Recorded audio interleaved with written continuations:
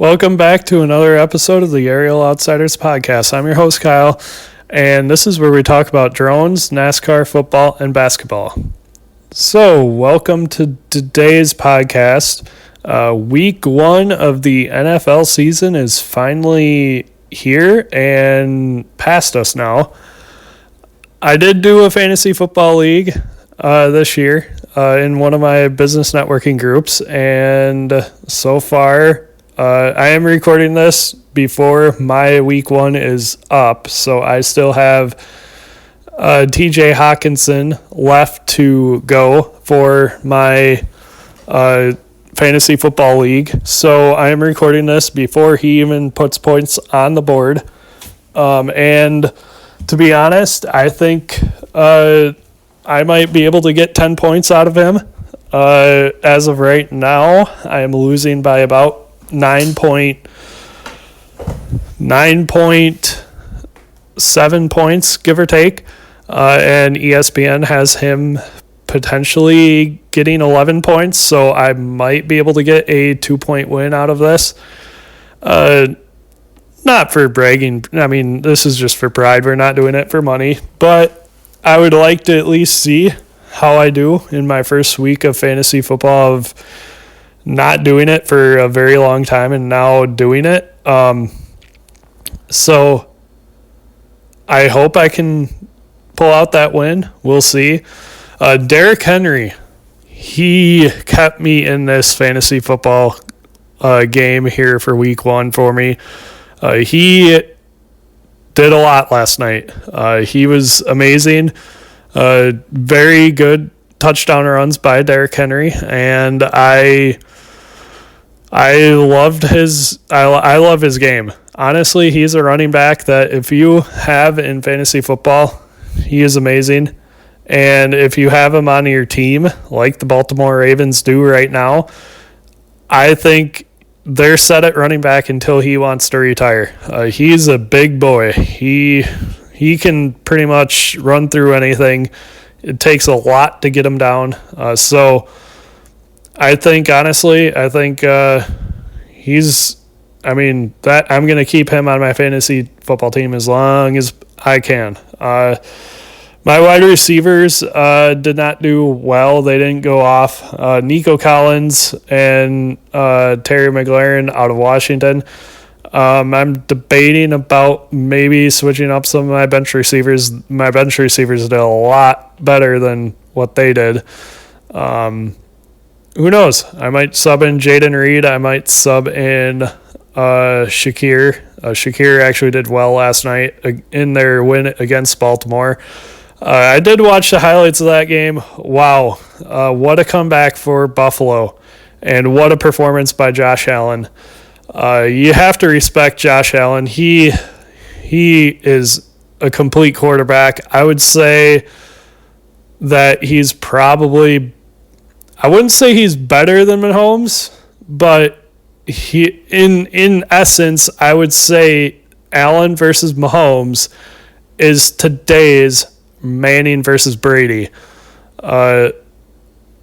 Mahomes being in respect compared to Brady, Josh Allen in respects being compared to Peyton Manning.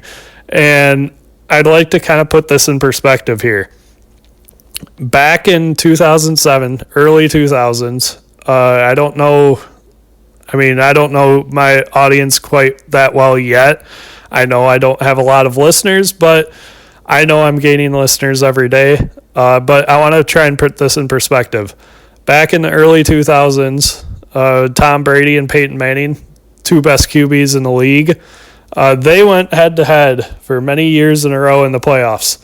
Brady always seemed to have the better team. He always seemed to have the ball in late-game situations where Manning either touched the ball once or twice, maybe, before the end of the game in late game situations, like maybe with less than 7 minutes to go, and then Brady always took it down to win with a field goal or throwing the last second touchdown rather. And then Manning, he always had he had pieces around him. but Brady had some better pieces that fit, and Brady always went to the Super Bowl. That's until Super Bowl 41, which was, probably 42 was 07, so 06. Manning beat Brady finally in the playoffs, and that was in Indianapolis. And I remember that ended on a Bob Sanders interception. And then, so that was one of the very few times that Manning beat Brady. And I'd like to kind of fast forward to today, and let's put this in perspective too. Manning did beat Brady in the regular season, but Brady seemed to always beat Manning in the playoffs. This is kind of what's forming up here in today's world, where Mahomes kind of always seems to beat Josh Allen in the playoffs, but Josh Allen has beaten Mahomes a few times in the regular season. So that's why I kind of want to make that comparison. But last night, Josh Allen did bring the Bills back and beat the Baltimore Ravens 41-40. And then, with that being said, Josh Allen did also become the Buffalo Bills' leading touchdown rusher in franchise history. And fitting, too, because the Bills also had their 1,000th regular season game as a franchise. So congrats on the Bills there. But very fitting to become the leading Bills touchdown rusher, too, as well, for Josh Allen. And I also watched the Packers highlights because, for one, I am a Packers fan. For two, I also wanted to kind of watch the highlights, see how Micah Parsons did. As you remember, or as you guys recall, Micah Parsons was traded from the Dallas Cowboys to the Green Bay Packers just recently, right before the season started. And it seems like from the videos I watched, Micah seems to be enjoying himself in Green Bay. He is ecstatic. He seems to be enjoying how the crowd reacts to him. He is a force on defense. I watched the highlights. Goff many times was under pressure. The pocket collapsed around him. I think Micah brings a new level of intensity to the Green Bay defense. Sorry to Kenny Clark, but I think bringing in a guy like Micah Parsons brings in that level of intensity that is needed to be good in January and February for the NFL playoffs. And so looking at it, I think the Lions took a step back and definitely beating them yesterday. I think that's a step forward for the Green Bay Packers. We will have to see if they can do the same with the Minnesota Vikings, because they were also in the playoffs last year and they also beat the Packers twice. I think if they can beat the Minnesota Vikings, they're in a very good spot. I honestly think, okay, so sorry, Chicago fans, but I think you guys are still going to be fourth in the division. I don't think you guys are making the playoffs. Sure, Caleb Williams will make some leaps and bounds.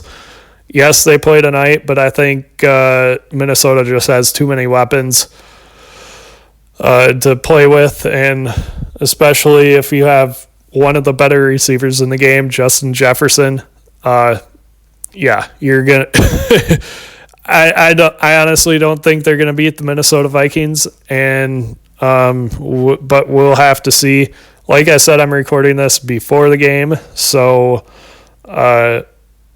week one still isn't done yet. I say yet, one more game, Vikings at Bears tonight, and we'll see what happens there.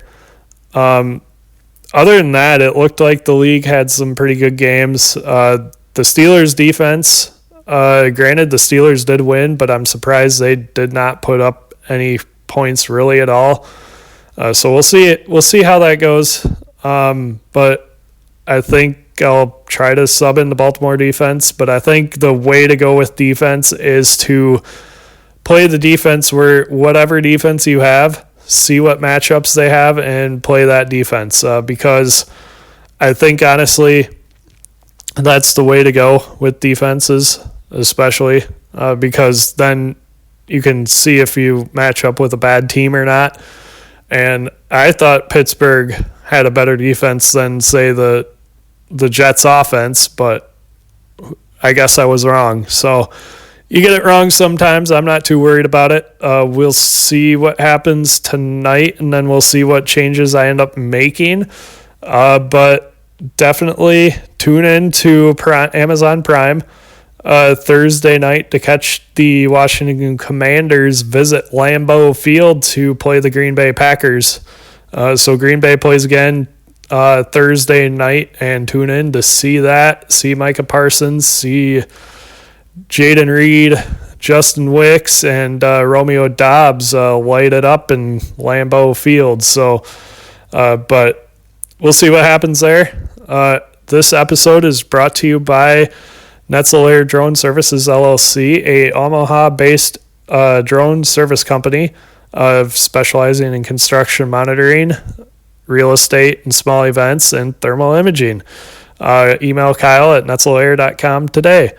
Like I said, the Facebook page is Aerial Outsider Podcast. I try to post engaging content on the page as much as I can.